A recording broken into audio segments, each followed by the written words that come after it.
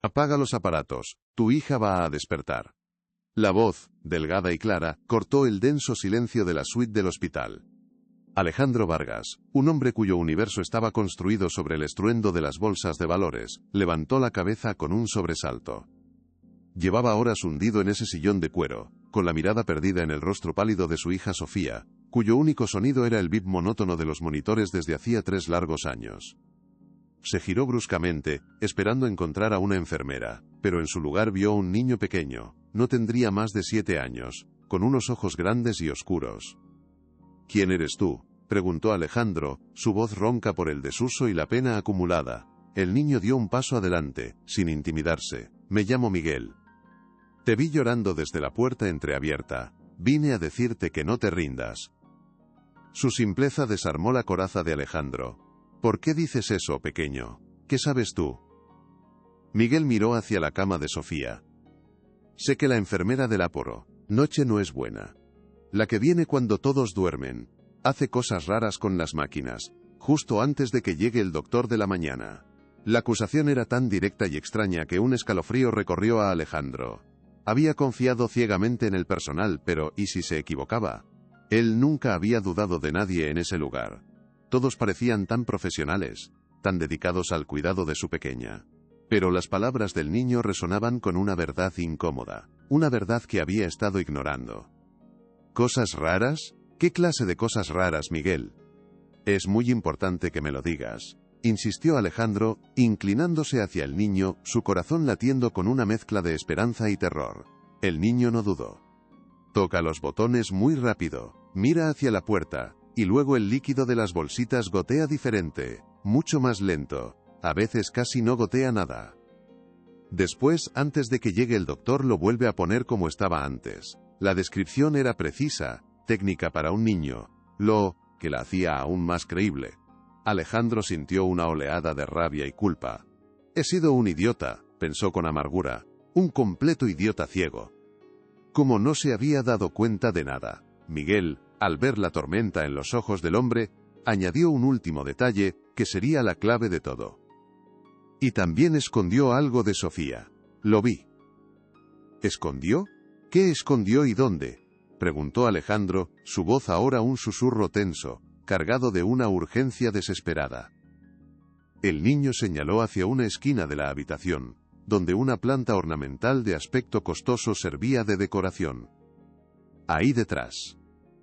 Metió algo debajo de una baldosa suelta. Parecía un juguete, uno de esos que se abrazan para dormir. Un recuerdo olvidado golpeó a Alejandro con la fuerza de un rayo. Necesitaba saber más.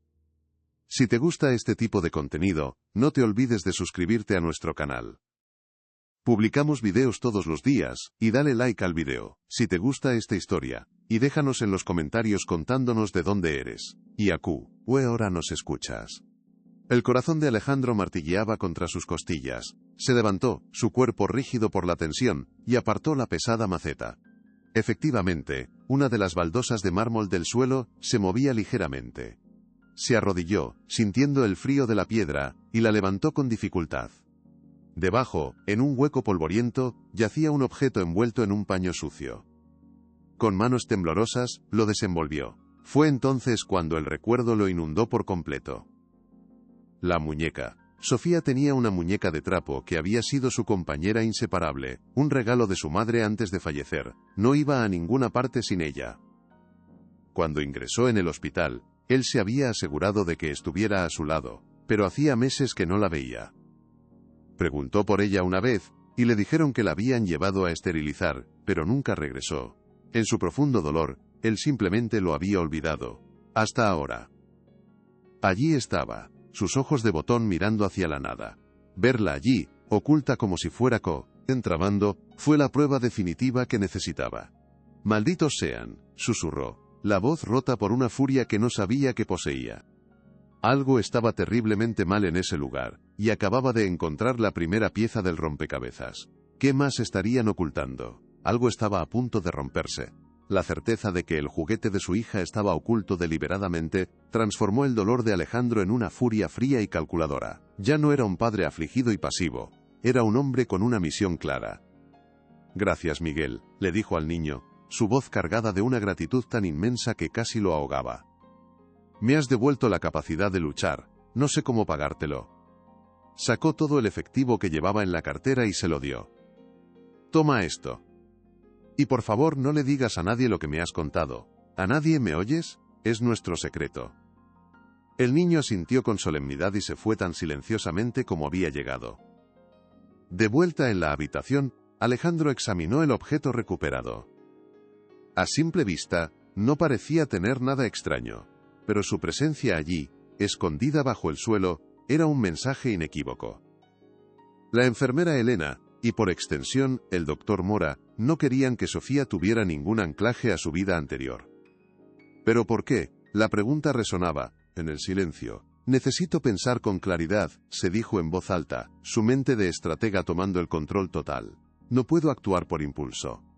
Un movimiento en falso y me desacreditarán, me llamarán un padre loco por el dolor. Sabía que enfrentarse a Mora sería inútil sin pruebas contundentes. A la mañana siguiente Alejandro solicitó una reunión urgente con el doctor Ricardo Mora, adoptando una fachada de calma y cooperación. En la lujosa oficina del director, un espacio que gritaba poder y arrogancia, lanzó su primer movimiento estratégico.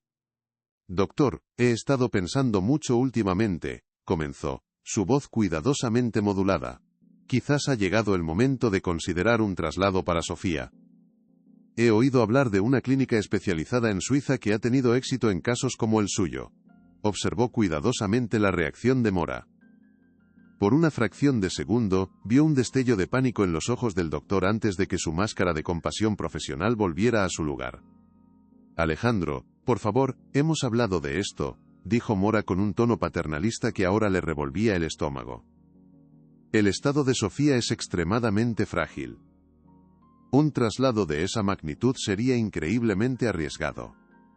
Francamente, podría ser fatal. La amenaza velada era clara como el agua. Entiendo perfectamente sus preocupaciones, doctor, replicó Alejandro. Pero como su padre, debo agotar absolutamente todas las posibilidades. Por lo tanto, me gustaría solicitar una copia completa y sin editar de su expediente médico de los últimos 3 años. Ahora la pelota estaba en el tejado de Mora. ¿Cómo reaccionaría el doctor ante esta petición tan directa y formal? Mora suspiró, un sonido calculado de paciencia agotada. Por supuesto, Alejandro. Faltaría más. Sin embargo, debo advertirle que el proceso para compilar 3 años de datos brutos es extremadamente complejo y llevará tiempo. Semanas, quizás incluso meses, para asegurarnos de que todo está en orden. Era una táctica de dilación obvia, un intento de ganar tiempo. Además, añadió Mora, su voz bajando a un tono confidencial, debo advertirle como amigo, no solo como médico. Aferrarse a falsas esperanzas puede ser muy destructivo para su salud mental.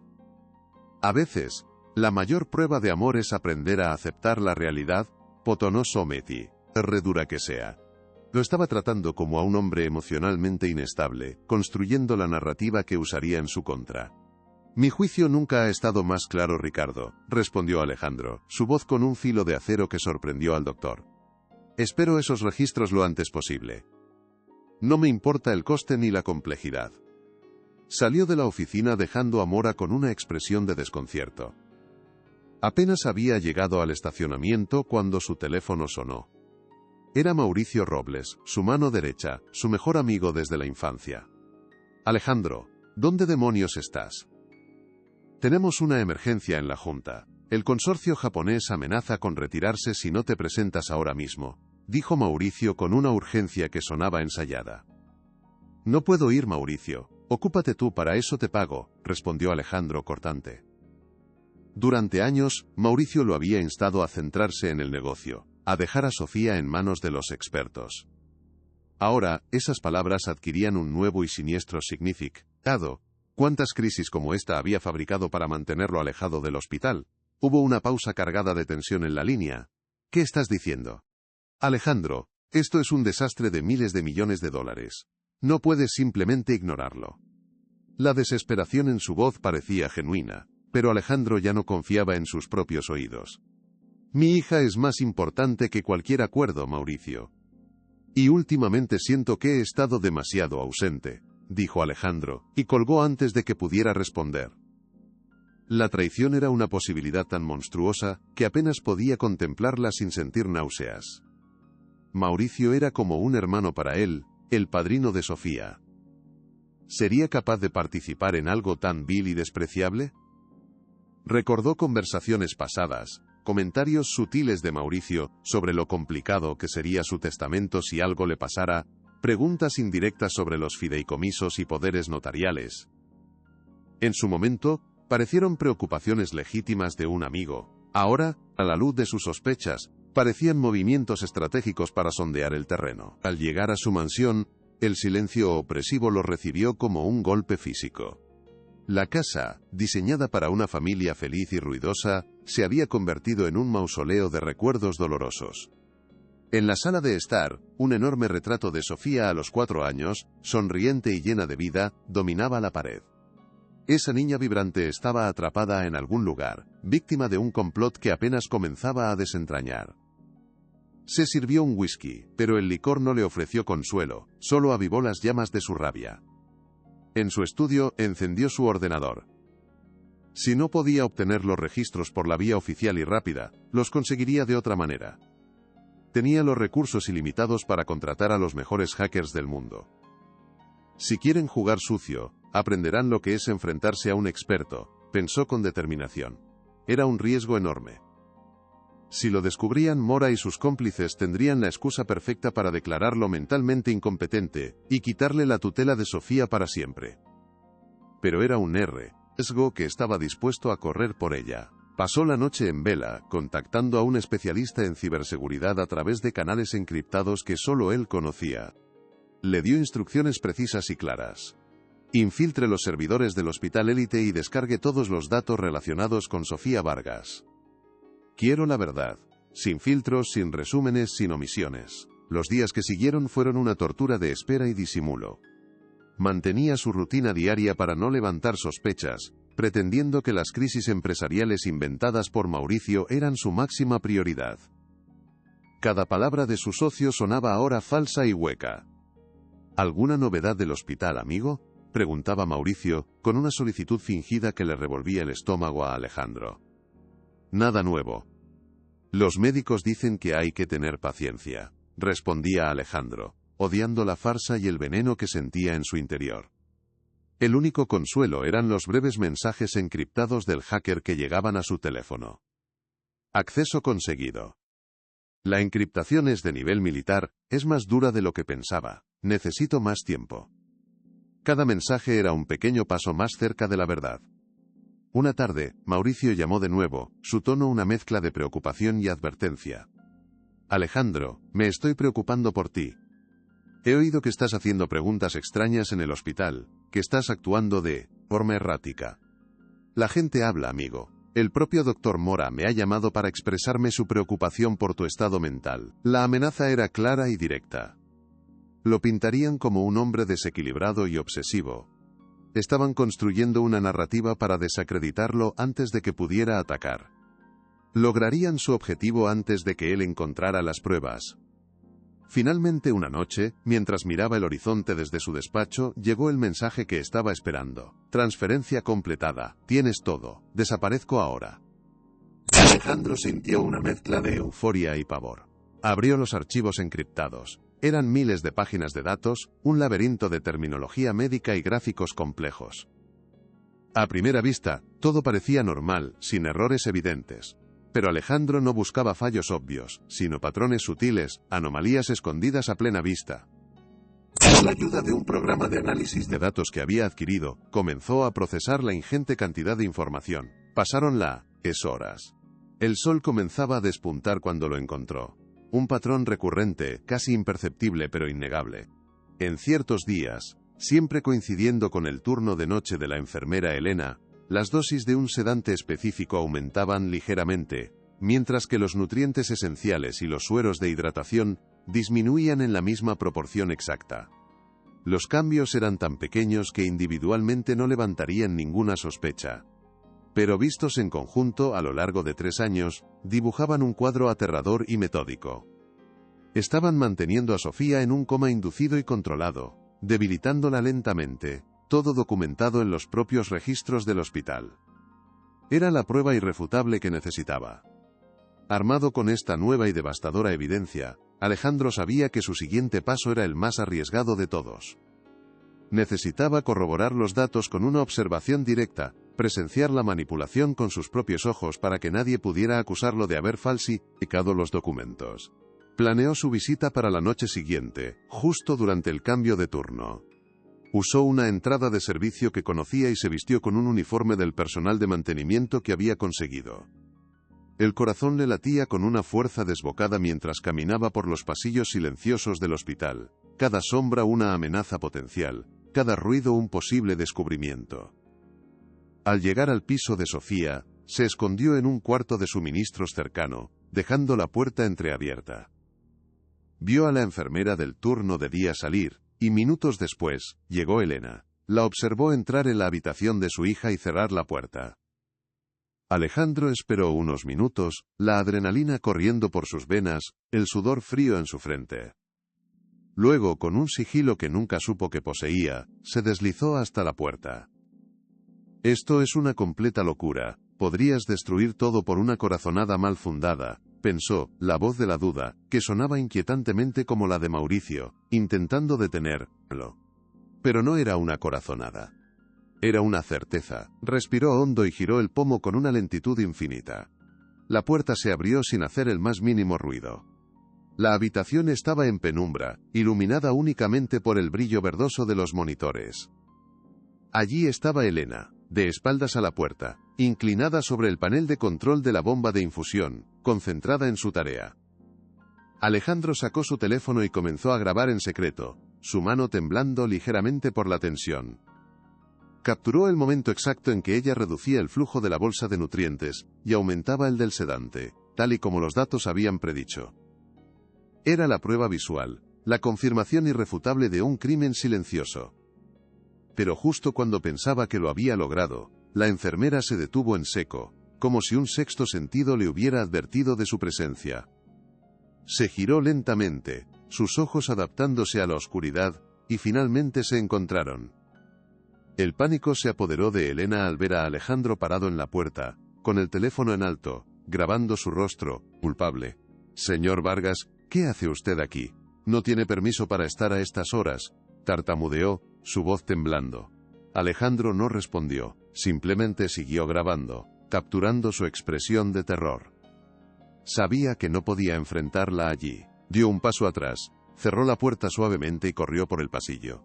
No se detuvo hasta que estuvo a salvo en su coche en el aparcamiento subterráneo. Miró la grabación una y otra vez, su corazón aún desbocado. Lo tenía. Tenía la prueba definitiva. Pero también sabía que acababa de poner en marcha una maquinaria peligrosa y desesperada. Elena informaría inmediatamente a Mora. El juego del escondite había terminado. Sus enemigos sabrían que él estaba sobre ellos, y se volverían mucho más peligrosos, capaces de cualquier cosa para protegerse. Alejandro condujo hasta su mansión sintiendo una extraña calma. El miedo había sido reemplazado por una claridad absoluta. Ya no había dudas ni suposiciones. Al llegar, hizo dos cosas de inmediato.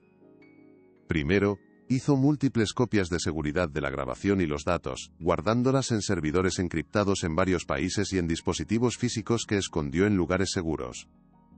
Segundo, llamó al único abogado en el que confiaba ciegamente, Usabutuas, ese viejo amigo de la familia llamado Fernando.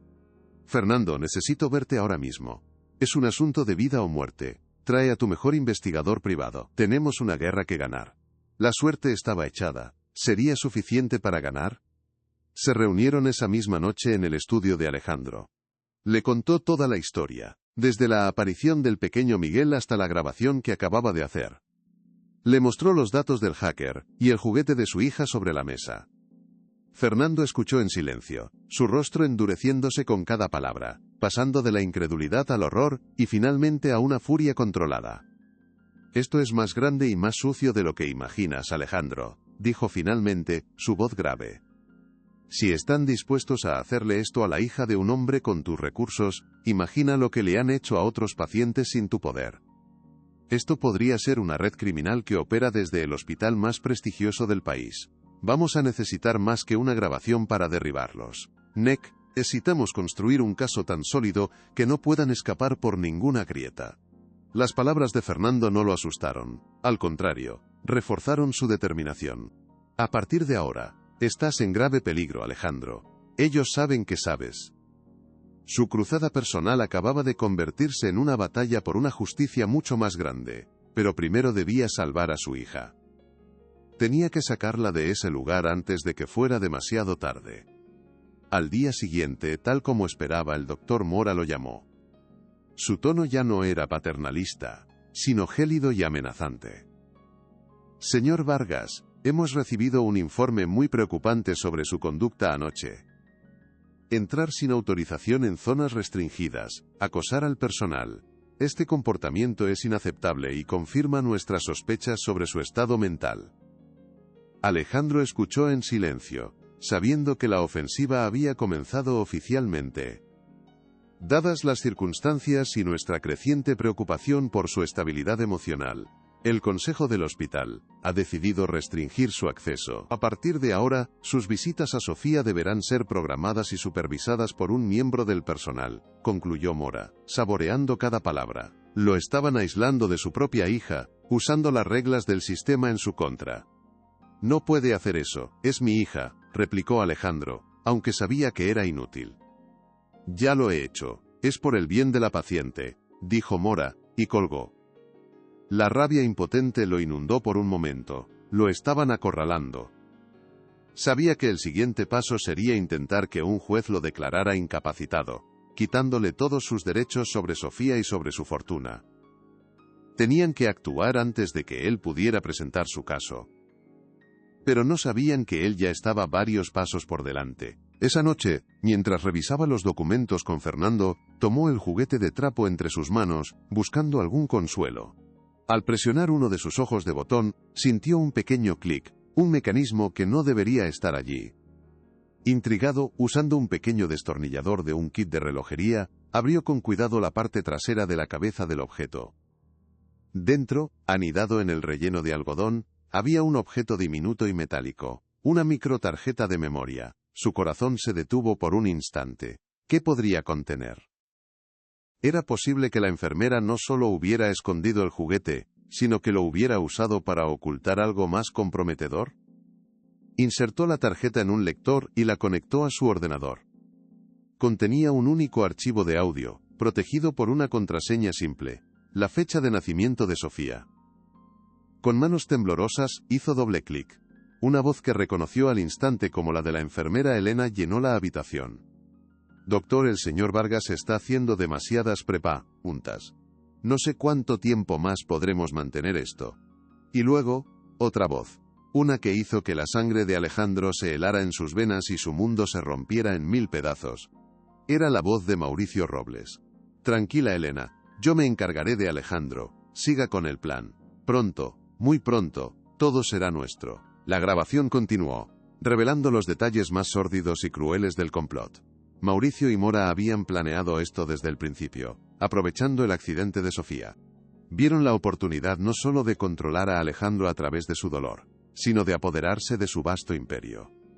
El plan era diabólico en su simplicidad, mantener a Sofía en un coma inducido indefinidamente, haciéndole creer a Alejandro que no había esperanza. Si Alejandro moría de pena, o era declarado mentalmente incompetente por su comportamiento errático, Mauricio, como su socio de confianza y con un poder notarial que Alejandro le había firmado en tiempos de absoluta confianza, tomaría el control de todo. El hospital recibiría una donación multimillonaria por el cuidado excepcional de Sofía. La enfermera Elena era la ejecutora diaria del plan, a cambio de una suma que le cambiaría la vida y la de su familia para siempre. Escuchar a su mejor amigo, el hombre que consideraba un hermano, el padrino de Cantré, su hija, hablar con tanta frialdad sobre su ruina y la condición de Sofía fue la herida más profunda de todas. La ira de Alejandro se transformó en un propósito helado y letal. Ya no se trataba solo de salvar a su hija. Se trataba de destruir a los hombres que se atrevieron a traicionarlo de la manera más cruel imaginable. Fernando, el abogado, escuchó la grabación con una expresión de absoluto horror en el rostro. Se quitó las gafas y se frotó los ojos. como si no pudiera creer lo que acababa de oír. «Dios mío, Alejandro, esto lo cambia todo», dijo, su voz apenas un susurro. «Esto no es un caso de negligencia médica, es un intento de asesinato premeditado y fraude a gran escala. Con esta grabación, podemos llevarlos ante la justicia. Pero tenemos que ser extremadamente cuidadosos, ahora más que nunca». Decidieron que el primer y más urgente paso era sacar a Sofía del hospital élite. Necesitaban una orden judicial de emergencia para trasladarla a un lugar seguro, un hospital neutral donde el PODI NDE pudiera ser evaluada por médicos imparciales y donde pudieran comenzar a revertir los efectos de la sedación prolongada. Fernando comenzó a redactar la petición de inmediato, trabajando febrilmente durante toda la noche. Incluyeron toda la evidencia que habían recopilado, el análisis de los datos médicos, la grabación de video de Elena, el testimonio preparado para Miguel, y la pieza central, la grabación de audio encontrada en el juguete. Era una montaña de pruebas que sería imposible de ignorar para cualquier juez con un mínimo de integridad. Al amanecer, la petición estaba lista. Fernando la presentó en el tribunal a primera hora de la mañana, solicitando una audiencia de emergencia con el juez de guardia. Sabían que Mora y Mauricio serían notificados de inmediato y que intentarían por todos los medios bloquear la orden, usando su influencia y sus contactos. La carrera contra el tiempo había comenzado. Alejandro pasó el día en un estado de tensión insoportable, esperando noticia, meses, sin poder comer ni descansar. Mauricio intentó llamarlo varias veces, sin duda para intentar manipularlo o averiguar qué sabía, pero Alejandro ignoró sus llamadas. Ya no había nada que decir entre ellos fuera de una sala de tribunal. Por la tarde finalmente llegó la llamada de Fernando. «Lo tenemos, Alejandro, lo tenemos», dijo su voz sonando aliviada y exhausta. «El juez ha concedido la orden de traslado inmediato.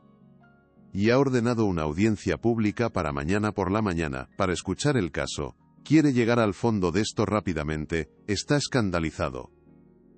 Una oleada de alivio inundó a Alejandro, pero fue efímera. Sabía que la audiencia sería el campo de batalla final. Allí, frente al mundo, tendría que exponer la traición, la corrupción y el corazón oscuro de los hombres en los que una vez confió ciegamente. Esa misma noche, Alejandro fue al hospital, esta vez no a escondidas sino con una orden judicial en la mano, y escoltado por oficiales de justicia y un equipo médico de su confianza. Entraron en la suite de Sofía, donde se encontraron con un doctor Mora furioso y desafiante, que intentó bloquearles el paso. «Esto es un ultraje. Están poniendo en grave peligro la vida de la paciente», gritó, intentando intimidarlos con su supuesta autoridad médica. Pero su poder se había desvanecido. Los oficiales le mostraron la orden firmada por el juez, y le ordenaron que se apartara. Con una mirada de odio puro hacia Alejandro, Mora se vio obligado a ceder. Con sumo cuidado el nuevo equipo médico comenzó a preparar a Sofía para el traslado. Alejandro no se apartó de su lado ni un segundo, sosteniendo su pequeña y frágil mano. Por primera vez en 3 años, sintió que realmente la estaba protegiendo. Mientras salían del hospital, vio a Mauricio Robles llegando a toda prisa, su rostro una máscara de pánico y rabia. Sus miradas se cruzaron por un instante a través del vestíbulo. En los ojos de Mauricio, Alejandro no vio remordimiento, solo el frío cálculo de un hombre cuyo plan maestro acababa de saltar por los aires. Mauricio levantó el teléfono, su voz temblando de una furia apenas contenida, un veneno que goteaba en cada sílaba que pronunciaba. «¿Qué has hecho, Alejandro? ¿Te has vuelto completamente loco? Estás arrastrando a todos por el barro por tus paranoias», gritó, su actuación de amigo preocupado desmoronándose para revelar al monstruo que había debajo. Alejandro sintió una calma gélida apoderarse de él. La tormenta de emociones había pasado, dejando solo una certeza afilada como el cristal. Ya no había dolor por la traición, solo la fría determinación de un hombre que iba a impartir justicia. Escuchó el torrente de amenazas y acusaciones sin interrumpir, dejando que Mauricio se ahogara en su propia desesperación. Sabía que cada palabra que salía de la boca de su antiguo amigo era una mentira, una cortina de humo para ocultar el pánico que sentía. ¿De verdad crees que un juez te va a creer a ti, un hombre destrozado por el dolor, por encima de un médico respetado? Sí o Mauricio. Alejandro esperó a que terminara, a que el silencio volviera a caer sobre la línea. Un silencio cargado de odio y de miedo. Era su turno de hablar. La batalla final no se libraría con gritos, sino con la verdad. Y él tenía la verdad de su lado. El mundo estaba a punto de descubrir la clase de hombre que era Mauricio Robles. La única locura, Mauricio, fue haber confiado ciegamente en ti, respondió Alejandro con una calma letal que pareció congelar la línea telefónica. Nos veremos en el tribunal, y créeme, desearás no haber nacido jamás. Colgó el teléfono sin esperar respuesta, dejando la voz de su antiguo amigo suspendida en el éter. En la lujosa suite de hotel que servía de cuartel general, Fernando y Rivas, el investigador privado, lo observaban en silencio. Son arrogantes, dijo Rivas, su voz grave rompiendo la tensión. Creen que el dinero puede comprarlo todo, esa arrogancia es su debilidad, van a cometer errores. Fernando asintió. Rivas tiene razón, van a entrar en pánico. A pases, RTIR de ahora. Quiero vigilancia total sobre ellos. Cada llamada, cada reunión. Necesitamos anticipar su próximo movimiento. Alejandro se acercó a la ventana, mirando las luces de la ciudad sin verlas. ¿Cómo pude ser tan ciego, Fernando? Era mi hermano, dijo, su voz quebrándose. Le di mi confianza, mi vida. ¿Y para qué? El poder es un veneno, Alejandro. La codicia corrompe. No es tu culpa. Ahora vamos a usar ese dolor. Lo convertiremos en el arma que los destruirá. Se preparaban para la guerra. Los días se convirtieron en una tortura de semanas, una espera lenta que desgastaba los nervios. La fecha de la audiencia se cernía sobre ellos como una nube de tormenta. Mientras tanto, los abogados de Mora y Mauricio desataron un infierno legal, una avalancha de mociones para desestimar el caso, calificando las pruebas de obtenidas fraudulentamente. Fernando las combatía una por una agotadora partida de ajedrez, donde el futuro de Sofía estaba en juego. Una noche, incapaz de dormir, Alejandro condujo hasta el nuevo hospital. Se sentó junto a la cama de Sofía, observando su respiración tranquila. Sobre la mesita de noche descansaba la vieja muñeca de trapo que lo había empezado todo. La tomó en sus manos, su tejido suave, y gastado un consuelo en medio del caos. Mientras la sostenía, sintió algo extraño bajo el pulgar. Uno de los ojos de botón estaba ligeramente suelto. Jamás me rendiré, mi pequeña, te lo juro, pensó. Giró el botón y escuchó un pequeño clic.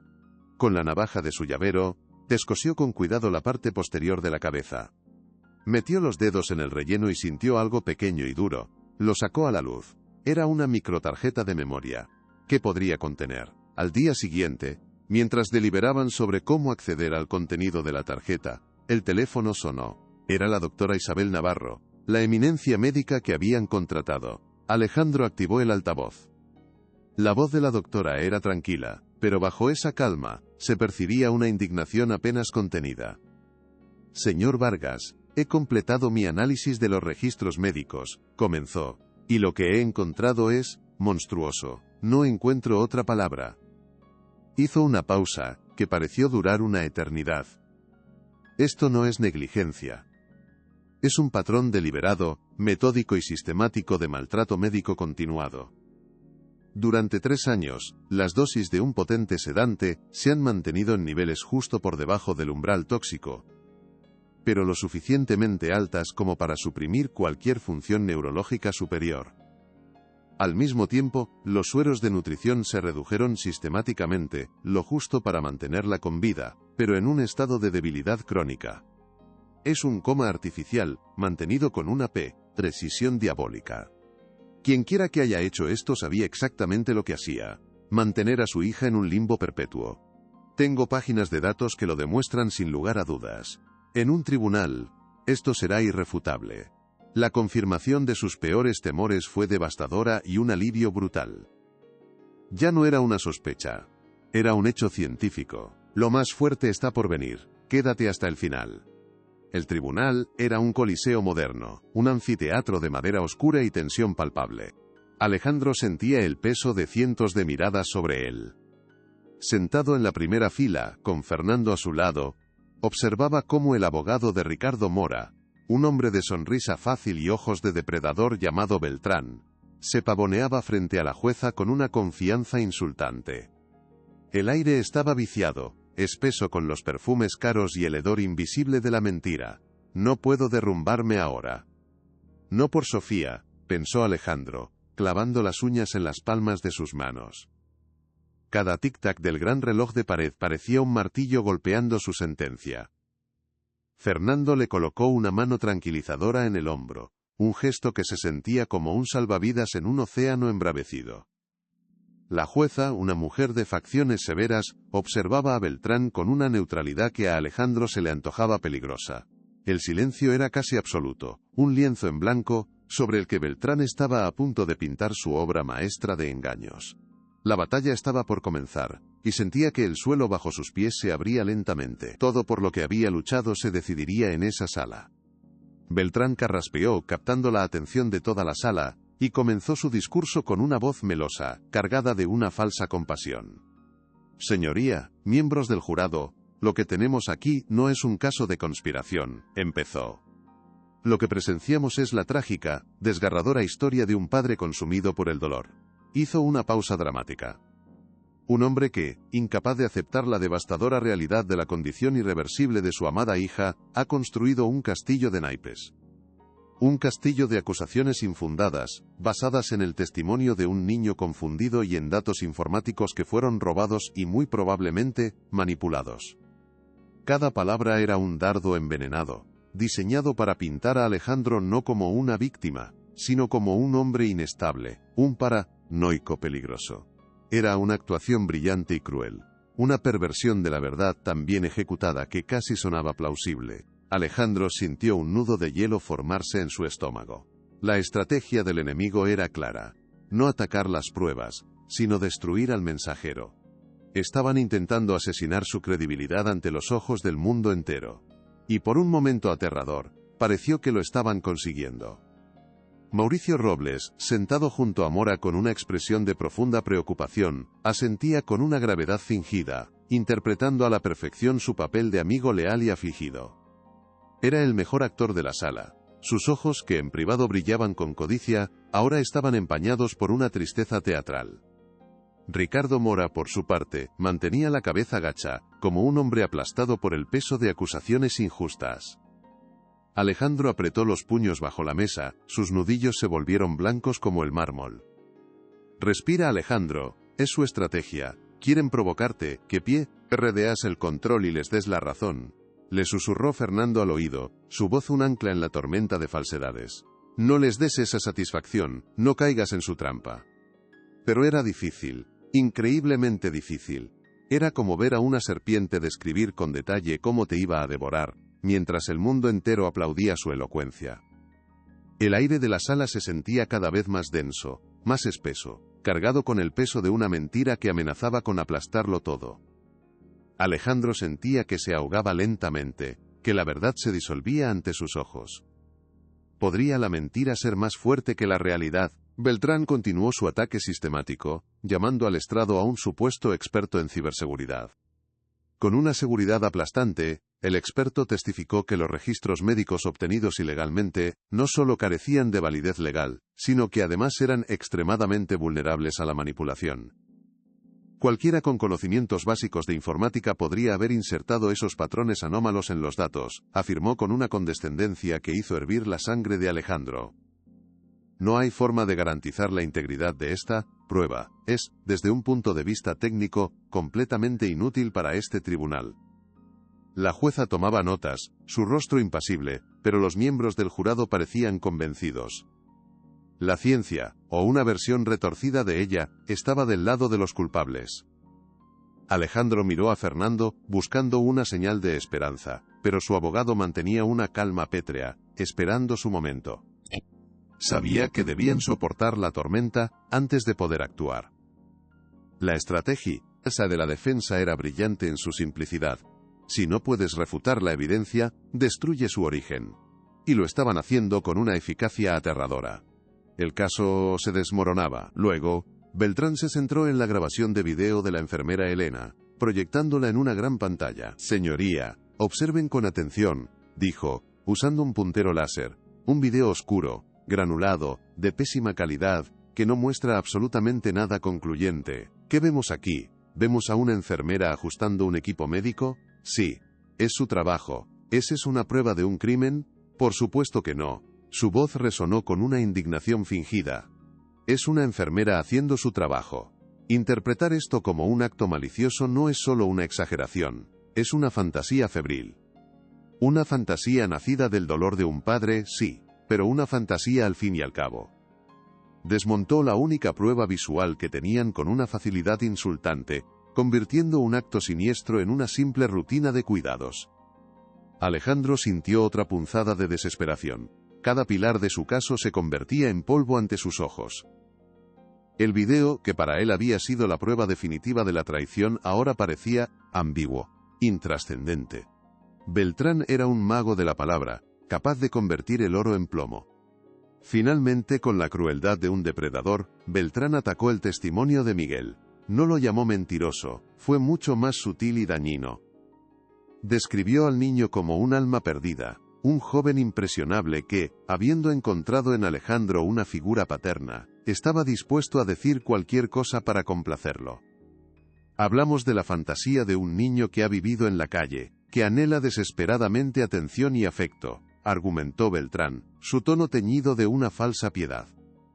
Un niño que probablemente escuchó fragmentos de conversaciones de adultos y los unió en su mente para crear una historia emocionante. Y entonces lanzó la pregunta retórica, una daga directa al corazón del jurado. ¿Vamos a arruinar la reputación de un médico distinguido y la integridad de una institución impecable, basándonos en los desvaríos de un niño que busca atención? Esto no puede estar pasando, pensó Alejandro, sintiendo cómo el mundo se desmoronaba. Estaban usando la vulnerabilidad de un niño para construir su castillo de mentiras. Era el golpe más bajo, el más cruel de todos, pero ¿sería efectivo? Beltrán se detuvo frente al jurado, haciendo contacto visual con cada uno de ellos, su rostro una máscara de sinceridad. Sabía que había sembrado la duda, que había envenenado el pozo de la verdad. El silencio en la sala era pesado. Los periodistas escribían furiosamente. Alejandro podía sentir la corriente de la opinión pública cambiando, alejándose de él, dejándolo solo en una isla de acusaciones que ahora parecían descabelladas. Van a creerle. Van a pensar que estoy loco, se dijo a sí mismo, un sudor frío recorriéndole la espalda. Vio la sonrisa casi imperceptible en los labios de Mora, una mueca de triunfo que lo decía todo. Estaban ganando. Estaban a punto de salirse con la suya, de enterrar su crimen bajo una montaña de mentiras bien articuladas. Todo su esfuerzo, toda su lucha, cada noche sin dormir, cada lágrima derramada. Parecía que no había servido para nada. Algo estaba a punto de romperse dentro de él. La esperanza se estaba extinguiendo. La verdad parecía una llama débil, a punto de ser apagada por un vendaval de falsedades. El abogado finalizó su alegato con un golpe de gracia. Se volvió hacia la jueza, su voz solemne y grave. Por todo lo expuesto, señoría, pedimos que se desestimen todos los cargos contra mi cliente, el doctor Ricardo Mora, y contra el señor Mauricio Robles por falta de pruebas concluyentes. Pero no nos detenemos ahí, hizo una pausa. Por el bienestar de la pequeña Sofía Vargas, solicitamos que se inicie de inmediato una evaluación psiquiátrica completa del señor Alejandro Vargas. Es evidente que su estado mental, afectado por el trauma, representa un riesgo potencial. No lo decimos con malicia, sino con una profunda preocupación por la niña. La sala quedó en un silencio sepulcral. La propuesta era monstruosa. No solo querían ser sueltos, sino que querían declararlo loco y arrebatarle lo único que le quedaba en el mundo. La audacia de su maldad era simplemente inconcebible. Habían convertido su dolor en un arma contra él. Era la humillación definitiva, el último giro del cuchillo.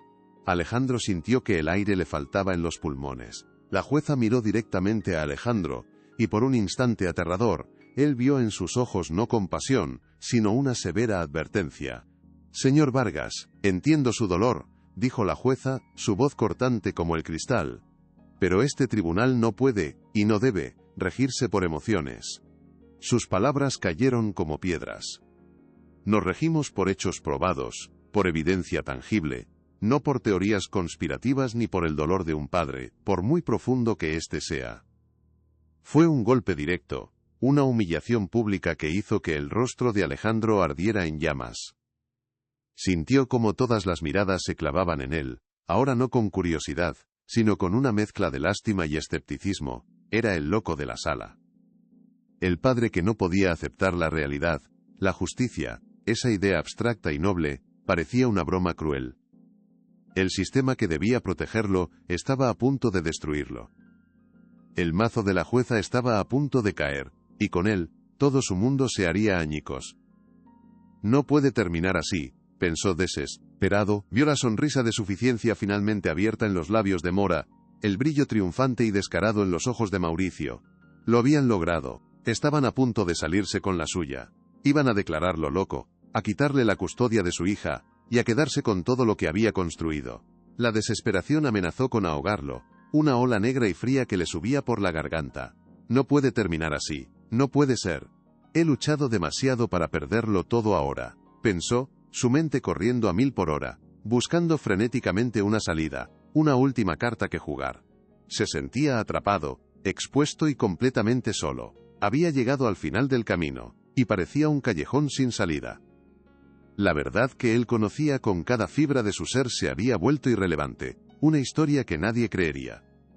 ¿Era este el final de su lucha? Iba a perderlo todo por la elocuencia de un mentiroso y la frialdad de un sistema que no entendía de corazones rotos. La sensación de derrota era casi física, últime, peso aplastante sobre sus hombros. Justo cuando la jueza parecía a punto de dictar su decisión, Fernando se levantó con una calma que contrastaba violentamente con la tensión eléctrica de la sala. Con el debido respeto, señoría, aún no hemos terminado, dijo, su voz tranquila pero firme. Nos queda una última prueba por presentar. Una prueba que, me atrevo a decir, pondrá todo lo que han oído hasta ahora en su justa y verdadera perspectiva. La sorpresa fue general. Un murmullo recorrió la sala. Nadie esperaba que tuvieran algo más. Beltrán pareció desconcertado. Su sonrisa de suficiencia vaciló. ¿Qué está haciendo?, pensó Alejandro, una chispa de esperanza pequeña y temblorosa, encendiéndose en su pecho. ¿Qué podría tener que fuera más fuerte que todo lo que ya han desacreditado? La jueza levantó una ceja, su expresión una mezcla de irritación y curiosidad. La partida de ajedrez no había terminado. Fernando acababa de hacer un movimiento inesperado. Y por la mirada en sus ojos, Alejandro supo que era el jaque mate. El abogado Beltrán se puso de pie de un salto, su compostura rota. Objeción, señoría, esto es inaceptable. Es un truco de última hora, una táctica dilatoria. Su voz era estridente, casi desesperada. La jueza frunció el ceño. Señor Beltrán, siéntese y guarde silencio o lo haré desalojar de la sala, ordenó con una autoridad gélida. Beltrán se sentó de mala gana, lanzando una mirada asesina a Fernando. La jueza se centró entonces en el abogado de Alejandro. Señor abogado, tiene usted exactamente 1 minuto para convencerme de que esta última prueba no es una completa pérdida de tiempo. Y le advierto, mi paciencia tiene un límite. La amenaza era palpable, todo pendía de un hilo. El futuro de Alejandro, la vida de Sofía, la verdad, todo dependía de lo que sucediera en los siguientes 60 segundos. El aire en la sala se podía cortar con un cuchillo. Cada segundo se sentía como 1 hora. La presión era insoportable. Era el momento de, la verdad, sin más dilaciones. Fernando asintió con una calma imperturbable. No necesitaré tanto tiempo, señoría. Se giró y miró a Alejandro, quien, con manos temblorosas, le entregó un pequeño objeto envuelto en un paño de seda. Fernando se acercó al estrado y, con un gesto lento y deliberado, lo desenvolvió ante la mirada atónita de todos. Allí, sobre la madera oscura y pulida, descansaba la vieja y gastada muñeca de trapo de Sofía. Un murmullo de incredulidad y confusión recorrió la sala. Era un objeto tan simple, tan infantil, tan fuera de lugar en la solemnidad de un juzgado, que por un momento pareció un chiste de mal gusto. Alejandro contuvo la respiración, su corazón latiendo con una fuerza descomunal. Todo se reducía a ese humilde juguete, el último testigo silencioso de la verdad. Era todo o nada. El símbolo de la inocencia de su hija estaba a punto de convertirse en el arma de su justicia. La ironía era tan cruel como poética. ¿Podría un simple objeto de trapo cambiar el curso de todo? Beltrán soltó una carcajada sonora cargada de desprecio. ¿Es una broma? ¿De verdad? Exclamó. Señoría, he visto muchas tácticas desesperadas, pero esta se lleva el premio. Ahora vamos a interrogar a los juguetes de la niña. Varios miembros del jurado sonrieron, contagiados por su burla. La situación parecía absurda. La jueza golpeó la mesa con el mazo, su rostro endureciéndose. Silencio en la sala. Señor Beltrán, una palabra más y lo acuso de desacato. Luego, fijó su mirada penetrante en Fernando. Señor abogado, le advertí que mi paciencia era limitada. Explíquese, ahora mismo. La amenaza ya no estaba velada. El futuro de Alejandro dependía de las siguientes palabras de su abogado. El ridículo estaba a un paso de la revelación. La línea entre la genialidad y la locura era más delgada que nunca. Fernando necesitaba convencer a la jueza de que no había perdido el juicio, de que ese simple objeto era la clave de todo el caso. Fernando no se inmutó. Su calma era su arma más poderosa. Señoría, este objeto, que mis oponentes consideran una broma infantil, es en realidad el diario secreto de esta conspiración. El único testigo que no pudieron comprar ni intimidar. Su voz era baja pero resonaba en el silencio tenso. No es solo un juguete, es el recipiente de la verdad. Lentamente, giró la cabeza y miró directamente a Mora y a Mauricio, cuyos rostros habían perdido su color. La sonrisa había desaparecido. Este objeto fue robado de la habitación de Sofía por la enfermera Elena y escondido por orden de estos señores. ¿Por qué alguien se tomaría la molestia de robar un viejo juguete de trapo? Porque contenía algo que ellos no querían que nadie, absolutamente nadie, encontrara jamás. Con un movimiento preciso, señaló un pequeño dispositivo lector de tarjetas conectado al sistema de audio del tribunal. Dentro de este objeto, cuidadosamente oculto en su relleno, encontramos esto. Sostuvo en alto una diminuta tarjeta de memoria. Pido permiso para reproducir su contenido para el tribunal. La atmósfera en la sala cambió instantáneamente. La burla se evaporó, reemplazada por una tensión tan densa que se podía sentir en la piel. Cada persona se inclinó hacia adelante, conteniendo la respiración. La jueza, con una expresión de intensa curiosidad que había vencido a su escepticismo, observó la pequeña tarjeta de memoria como si fuera una bomba a punto de estallar. Después de un silencio que pareció durar una eternidad, finalmente asintió. Proceda, abogado, dijo, su voz apenas un susurro. Pero más le vale que esto sea relevante. Fernando insertó la tarjeta en el lector. Durante un segundo que se sintió como una vida entera, solo se oyó el zumbido de los aparatos electrónicos. El corazón de Alejandro latía con tanta fuerza que temía que se le saliera del pecho. Por favor que funcione. Por favor que el mundo escuche, rogó en silencio, sus ojos fijos en el altavoz. El destino de todos los presentes estaba contenido en ese minúsculo trozo de plástico. La verdad estaba a punto de hablar. Un sonido de estática llenó la sala, y entonces, una voz. Clara y reconocible, aunque temblorosa por el miedo. Era la voz de la enfermera Elena. Doctor, no sé si puedo seguir con esto. El señor Vargas está haciendo demasiadas preguntas. Está sospechando. No sé cuánto tiempo más podremos mantener esto. Un jadeo colectivo recorrió la sala. Y entonces, la segunda voz. Una voz que hizo que el mundo de Alejandro se detuviera, que el aire se congelara en sus pulmones. Una voz que conocía mejor que la suya propia. La voz de Mauricio Robles. Tranquila, Elena, no te pongas nerviosa. Yo me encargaré de Alejandro. Es un sentimental. Es fácil de manipular. El rostro de Mauricio se descompuso, transformándose en una máscara de pánico y horror puro. Intentó ponerse de pie, balbucear una negación, pero las palabras no le salían. La traición, grabada, expuesta, innegable. El sonido de su propia voz lo había condenado para siempre. La sala del tribunal se convirtió en su tumba. La grabación continuó, implacable, brutal. Siga con el plan tal como lo indicó el doctor Mora. Continuaba la voz de Mauricio. Mantenga la dosis del sedante exactamente igual. Necesitamos que Sofía siga estable, dormida. Pronto, muy pronto, Alejandro será declarado incompetente y todo será nuestro. La empresa, las cuentas, todo. Luego se escuchó la voz de Mora, fría y calculadora. Y no te preocupes por el dinero, Elena. Tu silencio será generosamente recompensado. Una vez que controlemos el patrimonio Vargas, tendrás más de lo que jamás soñaste. La confesión era completa, fría y sin remordimientos, en sus propias voces, atrapadas para siempre en esa diminuta pieza de tecnología. Mora estaba pálido como un fantasma, sus ojos fijos en el altavoz como si estuviera viendo a un espectro.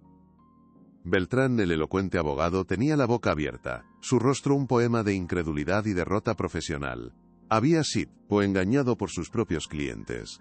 La verdad había explotado en medio de la sala, y sus esquirlas habían herido a todos. Cuando la grabación terminó, un silencio atronador se apoderó del tribunal. Nadie se movía.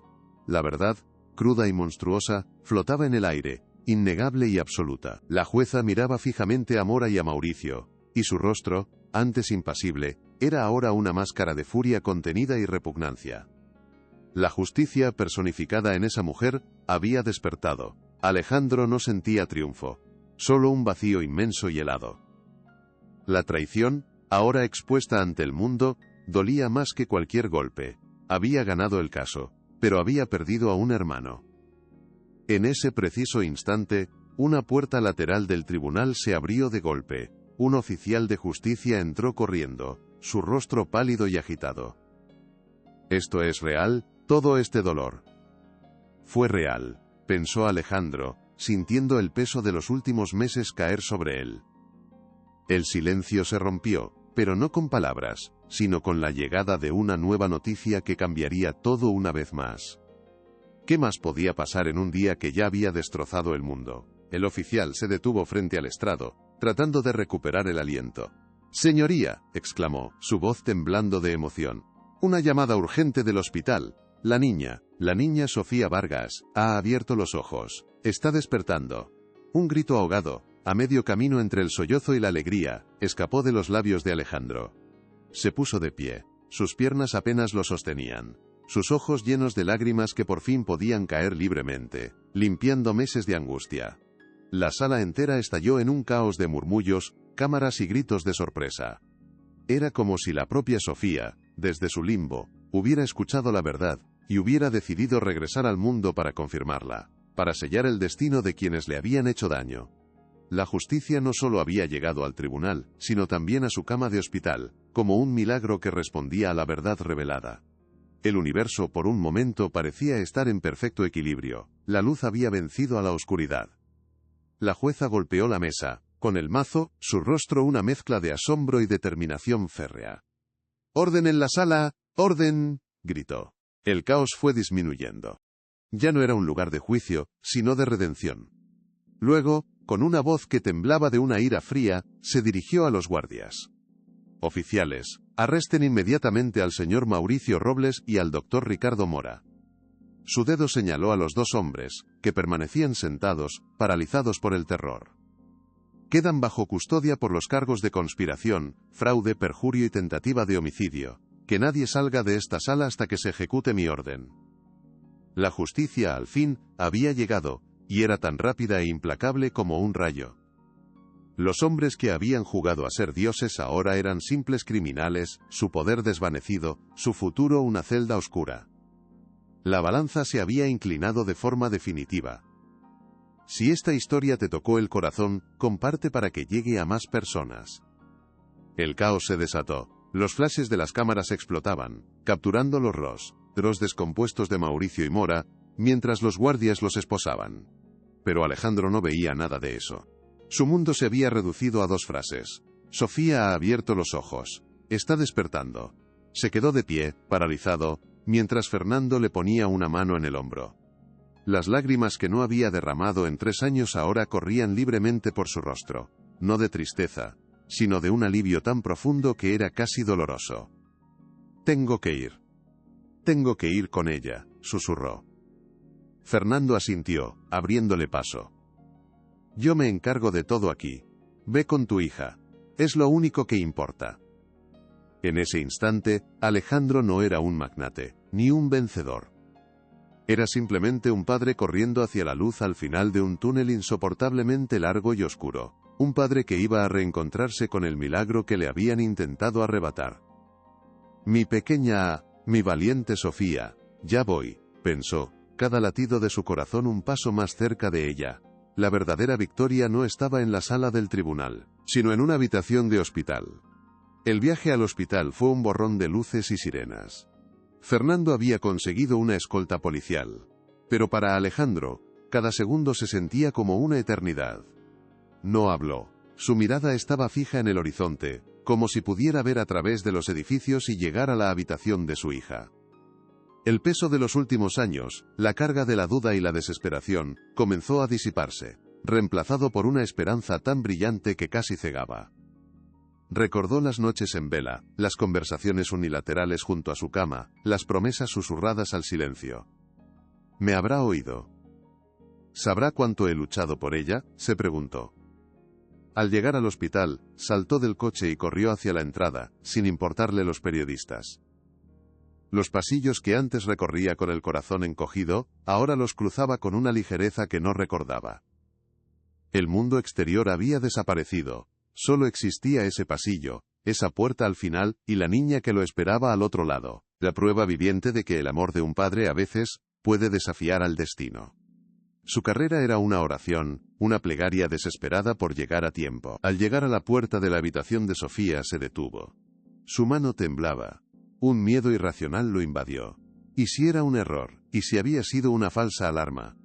Respiró hondo y empujó la puerta. La habitación estaba llena de una luz suave, y un silencio reverente. La doctora Isabel Navarro y un par de enfermeras estaban junto a la cama, pero sus miradas no estaban en los monitores, sino en el pequeño rostro de su paciente. Y entonces la vio. Sofía estaba recostada, y sus ojos, sus grandes ojos marrones, los mismos de su madre, estaban abiertos. Estaban nublados por la confusión, pero estaban inconfundiblemente abiertos y vivos. «Sofía», susurró Alejandro, su voz quebrándose. La cabeza de la niña se movió lentamente hacia el sonido de su voz. Hubo un parpadeo lento. Un murmullo casi inaudible. Alejandro se acercó a la cama, cayendo de rodillas a su lado, y tomó su pequeña mano. Estaba cálida. Por primera vez en 3 años, sintió el calor de la vida en su piel. «Estoy aquí, mi amo. Arre. Papá está aquí. Y no me iré a ninguna parte», sollozó, besando sus dedos una y otra vez. Los días que siguieron fueron un delicado ballet de ciencia y milagros. Sofía no despertó de repente. Fue un proceso lento, frustrante y hermoso. Sus ojos se abrían por períodos cada vez más largos. Las primeras palabras fueron susurros confusos. Alejandro no se apartó de su lado ni un instante. Transformó la suite del hospital en su hogar y su oficina. Su único negocio ahora era su hija. La primera vez que Sofía pronunció una palabra clara, el mundo se detuvo. Estaba leyéndole su cuento favorito cuando ella murmuró con una voz frágil. «Otra vez». Alejandro se quedó helado. «¿Qué has dicho, mi vida?». Ella lo miró, y por primera vez, vio un destello de pleno reconocimiento en sus ojos. «Otra vez, papá», repitió, un poco más fuerte. Alejandro rompió a llorar, una risa ahogada mezclada con lágrimas de pura felicidad. La había recuperado. Su pequeña Sofía estaba volviendo a él, palabra por palabra, recuerdo por recuerdo. Era el comienzo de un nuevo capítulo. «Claro que sí, mi amor. Todd, haz las veces que quieras», pensó, su corazón rebosante de una gratitud infinita. La recuperación física fue aún más ardua. 3 años de inmovilidad habían dejado sus músculos atrofiados. Cada sesión de fisioterapia era una batalla. Alejandro estaba allí para cada una, sosteniéndola, animándola, celebrando cada pequeño logro como si fuera la mayor de las victorias. El primer día que consiguió sentarse sola en la cama, hicieron una fiesta con globos. El día que dio su primer paso tembloroso con la ayuda de un andador, Alejandro sintió que su corazón iba a estallar de orgullo. Vio en ella una fuerza y una determinación que lo asombraron. Era la misma niña valiente que recordaba. Durante ese tiempo Alejandro también cambió. La furia y el deseo de venganza se fueron disipando, reemplazados por una profunda introspección. Se dio cuenta de lo vacío que había sido su mundo antes, un universo de cifras y contratos. He sido un necio rico y poderoso, pero un necio, se dijo una noche, mientras observaba a Sofía dormir plácidamente. La vida le había dado una segunda oportunidad, no solo a su hija, sino también a él, y juró que no la desperdiciaría. Mientras Sofía se recuperaba, el mundo exterior seguía su curso. El juicio contra Mora y Robles fue el escándalo del año. La grabación, junto con la abrumadora evidencia médica, no dejó lugar a dudas. Fueron condenados a las penas máximas, sus carreras y reputaciones destruidas. La enfermera Elena, a cambio de su cooperación, recibió una sentencia reducida, pero la culpa la acompañaría el resto de su vida.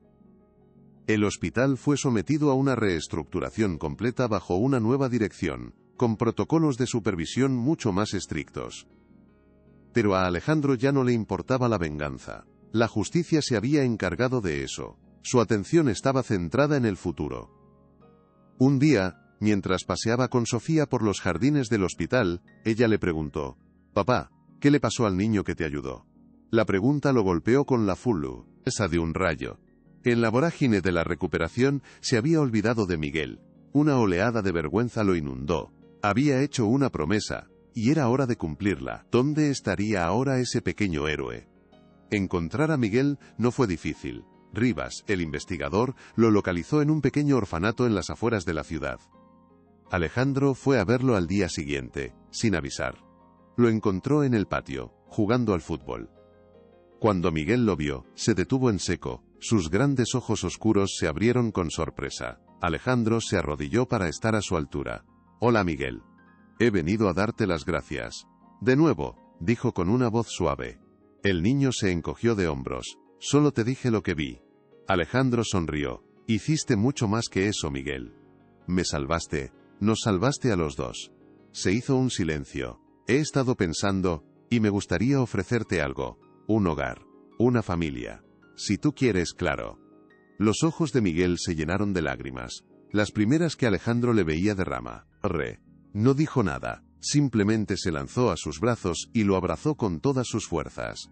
En ese abrazo, dos almas rotas comenzaron a sanar juntas. Alejandro no solo había encontrado a un héroe, había encontrado a un hijo. «Bienvenido a casa, hijo», pensó, sintiendo una paz que no había experimentado en años. Los meses se convirtieron en un año. Sofía se recuperó por completo. Su risa volvió a llenar los pasillos de la mansión Vargas, que ya no era un mausoleo, sino un hogar bullicioso y feliz.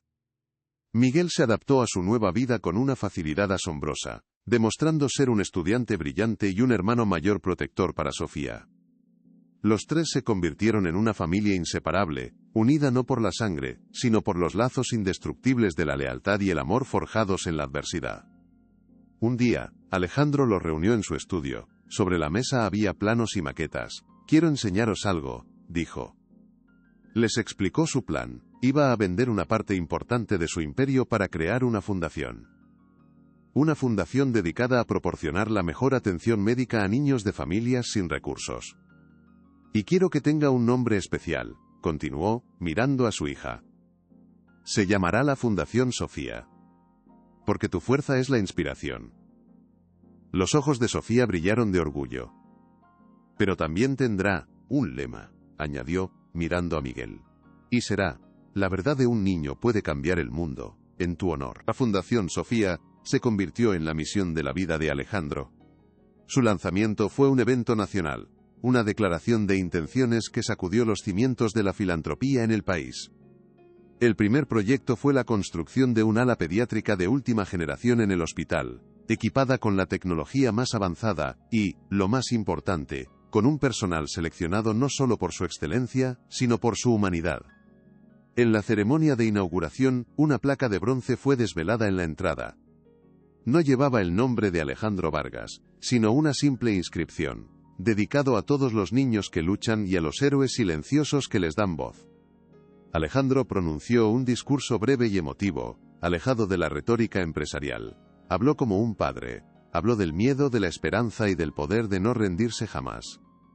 A su lado, Sofía y Miguel cortaron la cinta inaugural. Sus sonrisas eran el símbolo de un nuevo comienzo, no solo para ellos, sino para miles de niños que Alika Milos, ora, tendrían una oportunidad.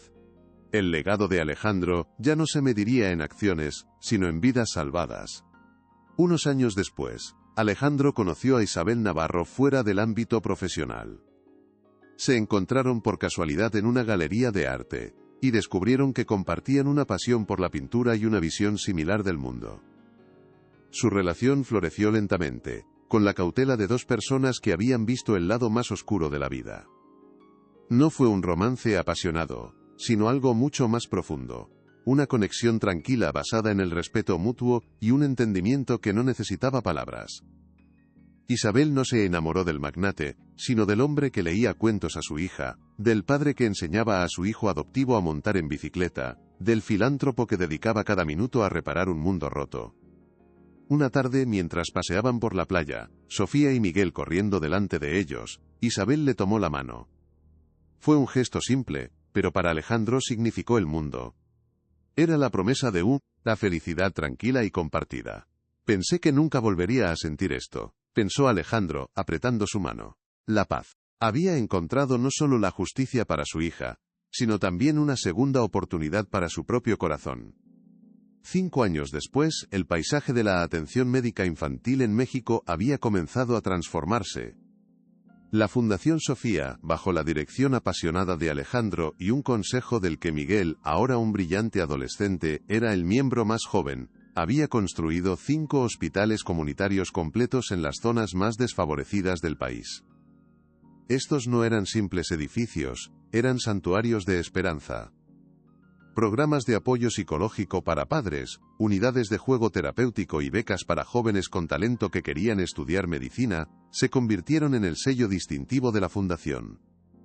Más de 2000 niños habían recibido tratamientos que les salvaron la vida gracias a sus programas, y miles más se beneficiaban de una atención médica digna que antes era solo un sueño inalcanzable. El nombre de Alejandro Vargas ya no se asociaba con la riqueza de los mercados financieros, sino con la esperanza de un padre que se negó a rendirse. Su historia se convirtió en una leyenda, un recordatorio de que un solo hombre, impulsado por el amor, podía enfrentarse a un sistema corrupto y cambiarlo desde dentro. Una tarde de primavera, en el jardín de uno de los nuevos hospitales, se celebraba una fiesta para los pacientes recuperados. El aire estaba lleno de risas infantiles, música y el olor a tarta. Alejandro, de pie bajo un árbol, observaba la escena con una sonrisa serena. A su lado estaba Sofía, ahora una vibrante niña de 12 años, charlando animadamente, sin rastro del trauma. A poca distancia, Miguel, con la misma sabiduría en sus ojos, pero ahora con la confianza de la juventud, ayudaba a organizar un juego. Isabel se acercó y le rodeó la cintura con un brazo. «Lo conseguiste, Alejandro. Mira todo esto. Construiste un mundo mejor», le susurró. Él la miró, y en sus ojos se reflejaba toda la gratitud del universo. Su victoria no fue en el tribunal. Su verdadera victoria estaba allí, en las risas de esos niños, en la sonrisa de su hija, en la promesa de un futuro brillante para su hijo.